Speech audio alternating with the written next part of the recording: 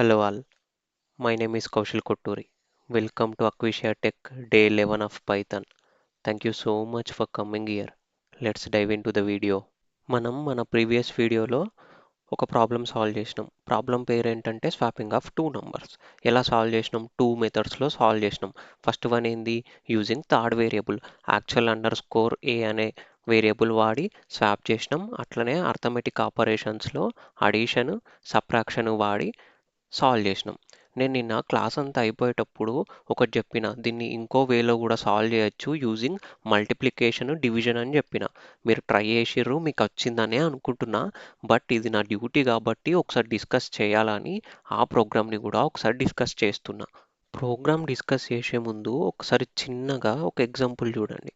Example ఏంటంటే, for suppose two numbers ఉన్నాయి అనుకుందాం, 2, 3. వీటి ప్రోడక్ట్ ఎంత? 2 ఇంటూ 3 చేస్తే మనకేమొస్తుంది? 6.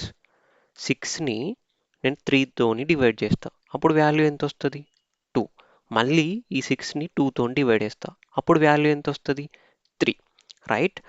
ఇప్పుడు ఈ ఎగ్జాంపుల్ మీకు అర్థమైంది కదా. దీన్ని బేస్ చేసుకొనే నేను ప్రోగ్రామ్ రాస్తా. రైట్? ప్రోగ్రాంలో మన ఫస్ట్ లైన్ ఆఫ్ కోడ్ ఏంది? వేరియబుల్స్కి వాల్యూస్ అసైన్ చేయాలి. చేద్దాం. A is equals to 2. First line of code a is equals to 2 అని ఏకి 2 అనే వాల్యూని అసైన్ చేసిన. నెక్స్ట్ బికి 3 అనే వాల్యూని అసైన్ చేస్తా. అసైన్ చేసి ఆ తర్వాత థర్డ్ లైన్లో నేను ఏం చేస్తా అంటే a is equals to a into b అని రాస్తా. అంటే ఇక్కడ మీరు ఏ ఇక్కడ ఏ అనే కంటైనర్లో ఏం స్టోర్ అయింది? 2. బి అనే కంటైనర్లో ఏం స్టోర్ అయింది? 3 కదా. ఇప్పుడు నెక్స్ట్ నేను ఏం చేస్తున్నా? ఏ అనే కంటైనర్లో a is equals to a into ఏలో ఏముంది? 2 ఇంటూ బి, బిలో ఏముంది? 3. 3 2 ఇంటూ 3 ఎంత? 6.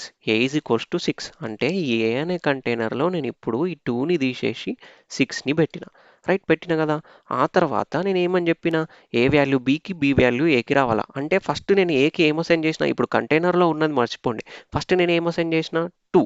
మనం బీని ఎప్పుడైతే ప్రింట్ చేస్తామో మనకి ఏం కావాలా? 2 అనే అవుట్పుట్ రావాలి కదా. సో నేను ఇప్పుడు ఇక్కడ ఏలో ఏం స్టోర్ అయింది? 6. బిలో ఏం స్టోర్ అయింది? 3. నేను 6ని దేంతో డివైడ్ చేస్తే నాకు 2 అనే వాల్యూ వస్తుంది? 3తోని. ఆ వచ్చిన వాల్యూ నేను ఎక్కడ స్టోర్ చేయాలా? బీకి కదా. అంటే నేను ఏం రాస్తా అంటే B is equals to A divided by B అని రాస్తున్నా. ఇప్పుడు ఏలో ఏం స్టోర్ అయింది? 6 డివైడెడ్ బై బిలో ఏం స్టోర్ అయింది? 3. చేస్తే వాల్యూ ఎంత వస్తుంది మనకు? 2 కదా. 2ని మళ్ళీ నేను దేనికి అసైన్ చేసిన? ఇక్కడ బీకి అసైన్ చేసిన. రైట్? అంటే ఇప్పుడు బిలో 2 వచ్చేసింది. ఏ వాల్యూ బీకి వచ్చిందా? వచ్చింది. నెక్స్ట్ మన టాస్క్ ఏంటి? బీకి ఏకి బి వాల్యూ రావాలంటే నెక్స్ట్ ఏం చేస్తా? ఇప్పుడు ఏలో ఏం స్టోర్ అయి ఉంది? 6. బిలో ఏం స్టోర్ అయింది? 2. నేను ఏ డివైడెడ్ బై బి రాసి ఏకి అసైన్ చేస్తే నాకు ఏమొస్తుంది? 3 అనే వాల్యూ ఏకి అసైన్ అయిపోతుంది కదా. ఒకసారి చూడండి. ఏ ఈజ్ ఈక్వల్స్ టు మళ్ళీ ఏ డివైడెడ్ బై బి అంటే ఏ ఈజ్ ఈక్వల్స్ టు ఏలో ఏం స్టోర్ అయి ఉంది? 6 డివైడెడ్ బై బిలో ఏం స్టోర్ అయింది? 2. చేస్తే ఎంత వచ్చింది? 3. ఏ ఈజ్ ఈక్వల్స్ టు 3 అని 3కి అసైన్ చేసినాం. ఇప్పుడు చూడండి, ఏ వాల్యూ బీకి వచ్చేసింది, బి వాల్యూ ఏకి వచ్చేసింది, ఏ వాల్యూ బీకి వచ్చేసింది. ఇక్కడ నేను ఏమని రాస్తా? ప్రింట్ ఏ ప్రింట్ బి అని రాస్తా. రైట్? ఇది నా ప్రోగ్రామ్. ఒక్కసారి ఎగ్జిక్యూట్ చేసి చూద్దాం. ఫస్ట్ మనం ప్రోగ్రాంలో ఏం చేయాలి? వాల్యూస్ అసైన్ చేయాలి కదా.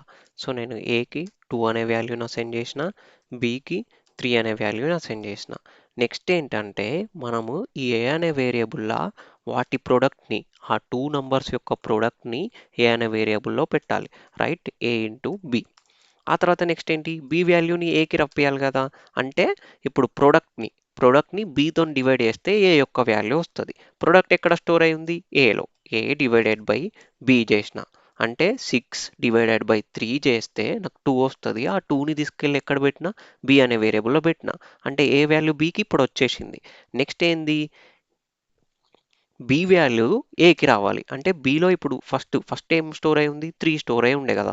బి వాల్యూ ఏకి రప్పాలి. అంటే ఇప్పుడు నేను ఏం చేస్తా అంటే మళ్ళీ ఏ ఈజ్ ఈక్వల్స్ టు ఏ అనే దాంట్లో ఏం స్టోర్ అయి ఉంది? వాటి ప్రోడక్ట్ 6 అనేది స్టోర్ అయి ఉంది. 6ని దేంతో డివైడ్ చేస్తే నాకు 3 వస్తుంది? 2తోని. ఈ లైన్ ప్రకారం అంటే ఈ ఫోర్త్ లైన్ ప్రకారం బిలో ఏం స్టోర్ అయి ఉంది? 2. సో నేను ఇప్పుడు మళ్ళీ బి అని రాస్తా. బి అని రాస్తే ఇక్కడ ఏమొస్తుంది? 3 అనేది వస్తుంది. 3 అనేది వచ్చి ఎక్కడ స్టోర్ అయిపోతుంది, ఏకి అసైన్ అయిపోతుంది. రైట్. నెక్స్ట్ ఇప్పుడు ఏం రాస్తా, ప్రింట్ ఏ ప్రింట్ బి అని రాస్తే ఏమవుతుందో చూడండి. 3 2 మనం ఏని ప్రింట్ చేసినప్పుడేమో బి వాల్యూ వచ్చింది, బిని ప్రింట్ చేసినప్పుడేమో ఏ వాల్యూ వచ్చింది. ఇది మన ప్రోగ్రామ్. ఇక్కడ మీకు డౌట్ రావచ్చు, నేను డబుల్ స్లాష్ ఎందుకు వాడుతున్నా, సింగిల్ స్లాష్ వాడచ్చు కదా అని. సింగిల్ స్లాష్ వాడితే నాకు అవుట్పుట్లో ఫ్లోట్ వస్తుంది. ఎలా 3.0 2.0 అని వస్తుంది. అట్లా కాకుండా ఇంటీజర్లో రావాలి కాబట్టి నేను ఇక్కడ డబుల్ స్లాష్ వాడిన. దీని గురించి నేను క్లారిటీగా డిస్కస్ చేసిన మన ప్రీవియస్ వీడియోస్లో, ఒక్కసారి చూడండి. రైట్.